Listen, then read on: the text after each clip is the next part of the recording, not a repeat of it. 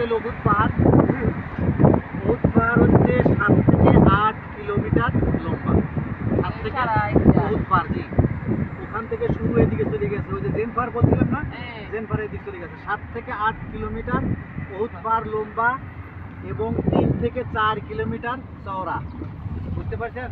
তাহলে উহুদ পাহাড়টা কত কত বড়। আচ্ছা, এই যে ছোট পাহাড়টা দেখতেছেন, এই যে লোকজন বসে আছে উপরে, এর নাম হচ্ছে রুমা পাহাড়।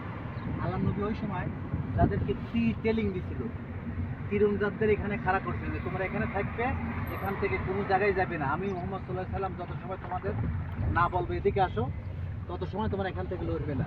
তীর হাতেলে যারা থাকবে, যারা কাফেরা আসবে তাদেরকে অ্যাটাক করবে। তো কোনো এক সময় যুদ্ধ করতে করতে করতে করতে কাফেররা আল্লাহ নবীর সাহাবীদের সাথে টিকতে পারে নাই। তখন কাফেররা জানি ময়দান থেকে বাইরে হয়ে গেছে। বাইরে হওয়ার পর ইনা মনে করছে যে এরা 50 জন ছিল, এ সাহাবীরা মনে করছে কে রে, আমরা তো জিতে গেছি, কাফেরা তো বাইরে হয়ে গেছে, ঠিক আছে। তখন এই জিতে যাওয়ার মনে করে তখন যে কাফেরা যে উট ঘোড়া ডাল তলোয়ার নিয়ে আসছিল, ওরা তো কি বাকিছে, টিকতে পারে নাই। তখন এই সাহাবীরা যখন নিচে আসে এই গনিপথের মাল গোছানোর জন্য আসছে, তখন পিছে থেকে খালেদ বিন ওলীদ রাদিয়াল্লাহু তাআলা আনহু, উনি কাফের ছিলেন ওই সময়, পিছে থেকে অ্যাটাক করার কারণে 70